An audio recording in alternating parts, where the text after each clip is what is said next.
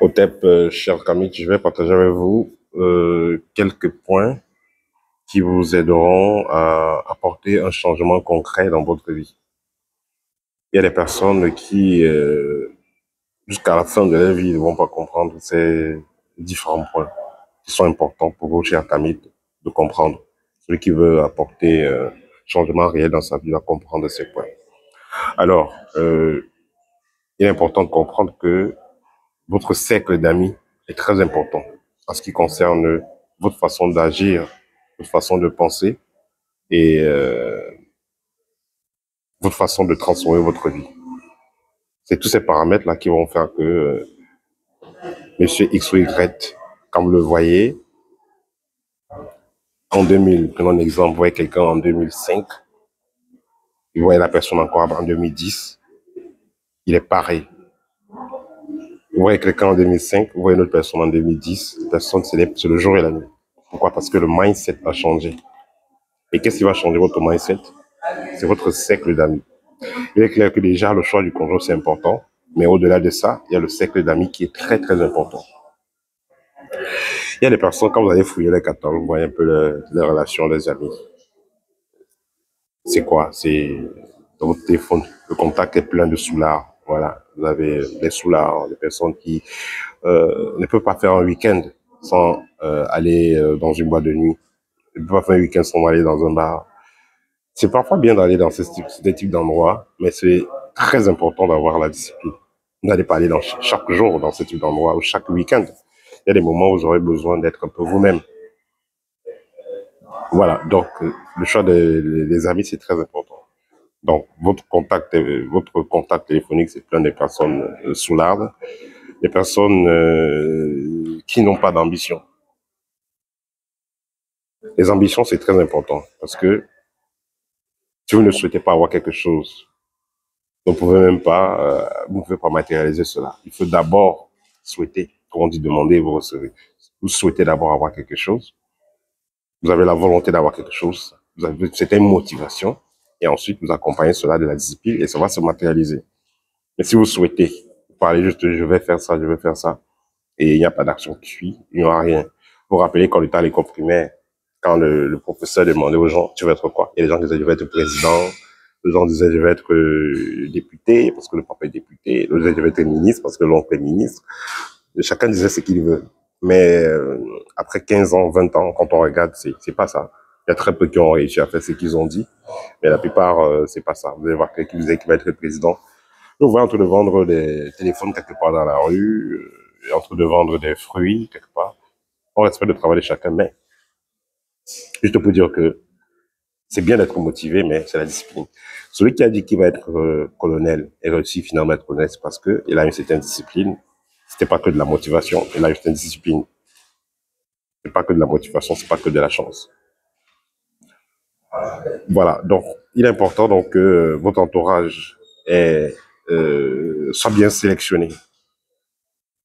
Vous aurez par exemple, supposons que vous avez la trentaine. Vous avez la trentaine, mais les 4 amis qui sont proches de vous, personne n'a un permis de conduire. Personne n'a même un moyen de déplacement. C'est important d'avoir un moyen de déplacement. Même si vous n'avez pas une voiture personnelle pour vous, au moins vous êtes capable de louer. Vous êtes capable. Voilà, un homme qui atteint un certain âge doit être capable de faire certaines choses. Voilà, c'est la stricte réalité. Vous ne pouvez pas avoir la trentaine, vous n'avez pas de permis, vous n'êtes pas capable de conduire, vous n'avez même pas de voiture. Voilà, ce sera assez étrange. Voilà, au niveau du logement, vous avez la trentaine, il est important d'avoir un bon endroit de logement. Même si vous n'avez pas acheté une maison, au moins vous habitez dans un endroit qui est bien. Vous louez un endroit qui est bien, c'est important. Voilà, parce qu'il y a des choses qu'on ne peut pas vous donner quand vous n'avez pas certaines choses. On ne peut pas... vous aurez parfois certaines personnes dans certains lieux de service. On va donner certains postes à des personnes qui sont mariées, à des personnes qui ont des enfants, à des personnes qui ont un foyer, à des personnes qui ont une adresse. Voilà, on ne sait pas où vous habitez. Vous êtes un SDF, entre guillemets. Vous n'avez pas de domicile fixe. C'est pas où vous habitez. Vous n'avez pas le moyen de déplacement. Vous n'avez pas tous ces points-là. Voilà, ça vous limite aussi. Il y a certaines opportunités qu'on ne peut pas vous donner. Parce que déjà, pour avoir une voiture, avoir déjà un permis, ça demande la discipline. Avoir une voiture depuis 1 an, 2 ans, ça demande La discipline, ça veut dire que vous avez certaines retenues, certaines choses. Vous avez un certain contrôle sur l'alcool, sur certaines de vos émotions. Et que vous avez déjà quand même un certain contrôle. Le fait que vous réussissez aussi à mettre sur pied une maison, ou construire une maison, ou acheter une maison, ça veut dire aussi que vous avez une certaine discipline. Voilà, parce qu'à un certain âge, on ne va pas évaluer l'homme avec, voilà, parce qu'il a, voilà, parce qu'il a un certain, c'est pas le diplôme, hein, on va vous évaluer à votre diplôme, à un moment dans la vie. C'est avec vos avoirs. Vous avez un certain âge, vous avez un bon moyen de déplacement, vous avez déjà un lieu de résidence, voilà, respectable, voilà. Et si possible, vous êtes chef d'entreprise, et ce sera l'idéal. Mais la plupart des gens travaillent pour des personnes, mais il est important d'avoir une certaine stabilité, d'avoir une certaine base. Voilà. Vous avez des personnes autour de vous qui, voilà, c'est un peu étrange ce que je vais dire. Mais si vous regardez dans votre carnet d'adresse, vos 10 proches amis, vous n'avez même pas une personne qui peut vous prêter 500 euros, ça ne vaut pas la peine.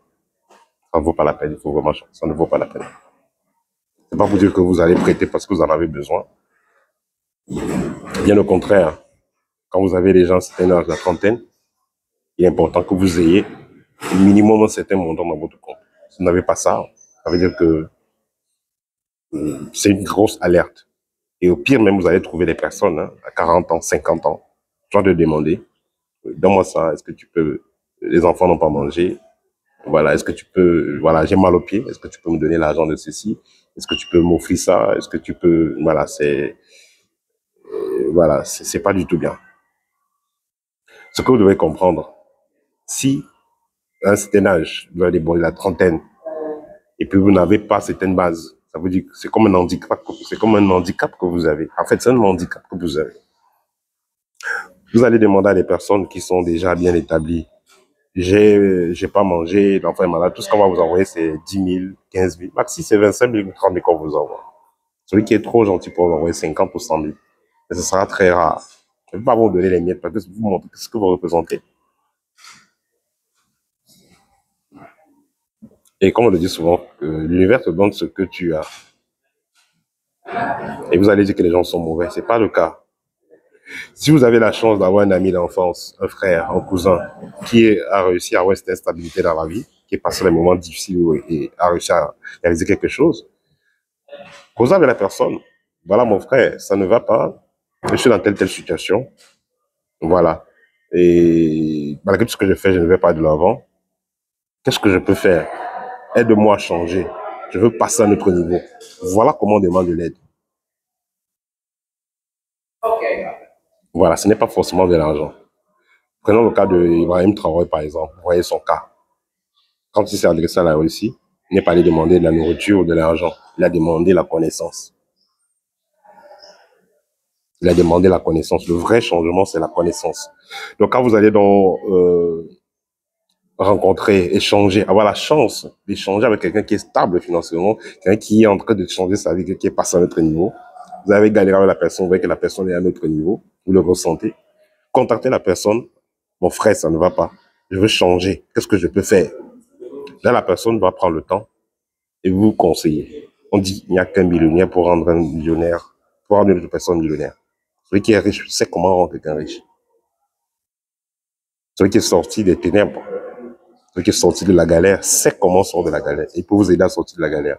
Si vous approchez la personne avec cet aspect-là, avec ce visage-là, vous venez juste gratter, vous aurez que les miettes. Vous allez tourner en rond. Parfois, il y a des gens qui vont venir créer des petits modèles pour vous anarquer. Voilà, j'ai perdu ça, on m'a volé. Voilà. Si vous avez perdu ça, on vous a volé tout ça. Ça montre aussi que la négligence, c'est ça. Moi, je dis souvent, si vous êtes, disons, la plupart des personnes qui sont en Afrique actuellement ont assez de contacts qui sont en Occident, qui sont des pays où il y a un peu plus d'argent. Et ils vont souvent se plaindre qu'on ne les aide pas. Pourquoi? Parce que ces personnes-là, quand ils entrent en contact avec vous, ils ne viennent pas pour... ils ne posent rien sur la table. Ils ne posent rien sur la table. Ils viennent seulement absorber. Or, quand vous êtes en face de quelqu'un qui a réussi à atteindre un certain niveau dans la vie, c'est pas que celui-là qui a atteint ce niveau-là, c'est parce qu'il a traversé beaucoup d'étapes. S'il était bête et idiot, il n'allait pas atteindre ce niveau. Donc, quand vous qui n'arrivez à rien faire de concret, vous venez vers ce type de personnes, soyez honnête. Quand vous venez avec des projets bancaires pour escroquer là, ils savent, ils ne vont rien vous donner. Vous allez dire que les gens sont mauvais. Cependant, si vous venez avec des projets qui sont intéressants, et si vous êtes assez sérieux dans ce que vous proposez, ils vont vous aider. Vous savez, il y a des personnes qui sont prêts, sont dans la diaspora, ils sont prêts, ils ont de l'argent, ils veulent construire en Afrique, ils veulent investir. Mais quand ils vont se rendre compte que l'oncle ou le proche qui lui dit, bon, envoie l'argent, je vais construire le terrain, je vais construire la maison, tant pour moi. La personne elle-même n'a même pas de maison. N'a même les mêmes piétons, n'a même rien. Mais il dit que envoie l'argent, je vais te faire ça, je vais te faire ça. Vous envoyez l'argent, on mange. Il ne va rien faire. Il n'a pas cette maturité de gérer son projet. Et si vous voyez quelqu'un qui a quand même déjà construit sa propre maison, il a une petite entreprise, il tourne, il est d'abord stable, c'est quand vous aurez envie de travailler avec lui. C'est pourquoi la banque ne prête qu'à celui qui est déjà. Donc, ce sont des lois spirituelles qu'il faut comprendre. Donc, si vous avez la chance d'avoir un oncle, un frère, un ami, un camarade de classe qui est bien, quand vous entrez en contact avec la personne, tu lui dis, qu'est-ce que je peux faire pour changer ma situation? Quels sont tes conseils? Suivez ces conseils, vous allez voir votre situation va s'améliorer.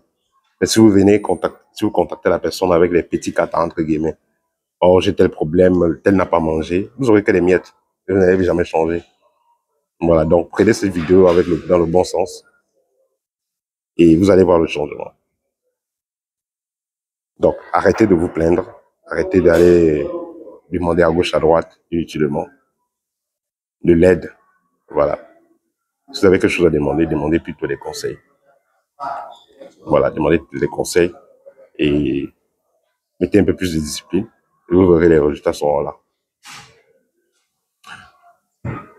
Voilà. Et pour finir, quelqu'un a fait une vidéo, il disait que le riche est en danger parmi les pauvres. Et vous verrez parfois des personnes qui, ça peut être un ancien camarade de classe, un ancien ami, ou quelqu'un de votre famille. À l'époque, vous étiez très proches, mais maintenant, vous n'êtes plus proches. Il prend les distances. Pourquoi? Parce que la personne a compris, il a changé son mindset. Voilà, les petites histoires, aller s'asseoir au bar, tout ça, chercher les filles à gauche, ça n'intéresse plus.